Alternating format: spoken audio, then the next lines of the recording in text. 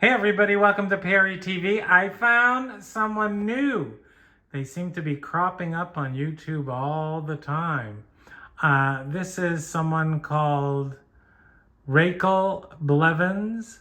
She's a YouTuber and she has the great Professor Mohammed Morandi, once upon a time, nuclear negotiator, and currently president.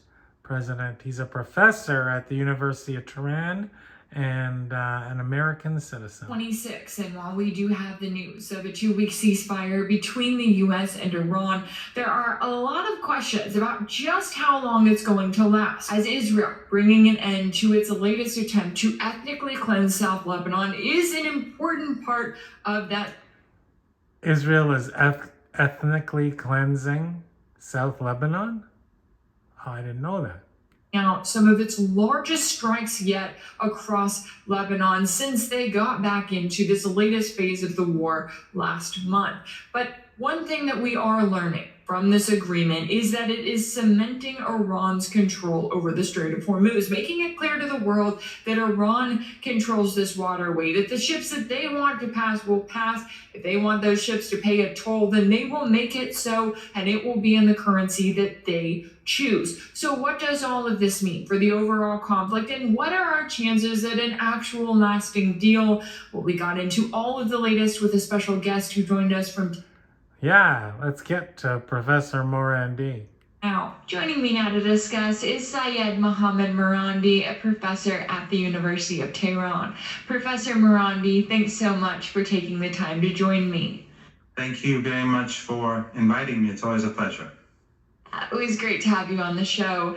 Now, I want to get your take on the latest here, as I know that the U.S. and Iran have agreed to a 2-week ceasefire with plans to begin negotiations in Pakistan on Friday. And of course, Trump is framing this as a victory because that's what he does, claiming that he finally got the Strait of Hormuz open as if it wasn't open before he launched this illegal war of aggression. But as the Iranian Supreme National Security Council noted, this agreement is based on their 10-point plan, which includes control over the Strait of Hormuz, the recognized right to enrich uranium, the promise to lift all sanctions, and an end to regional hostilities, Well, I think that's a little different than what Donald J. Trump just put on True Social. No enrichment. The United States under Trump has failed, and so has the Netanyahu regime. You heard it right there. They both have failed. They were calling for unconditional surrender.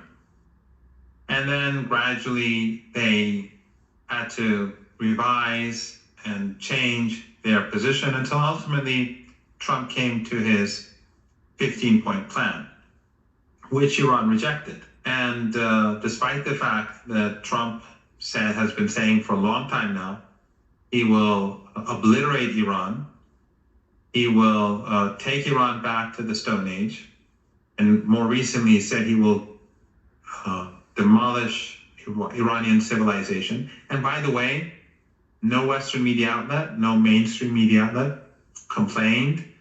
There's been no outrage, there have been no... Yeah, Tucker Carlson complained. Major media figures, journalists on their Twitter accounts and other accounts who've been expressing outrage at this. Well, I have. I'm totally outraged by Donald Trump's words. And I think it's wrong to criticize any other person's religion, and not yours, not mine, not anybody's. That is wrong. But you also have to realize that you got to take Trump seriously, not literally. It's just the way it is. He's a New Yorker. That's how he gets things done.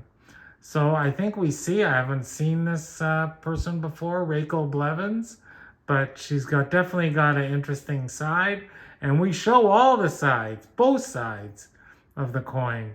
So thank you for watching. Please support my channel so I can get a laptop and don't have to cut out before the commercials come.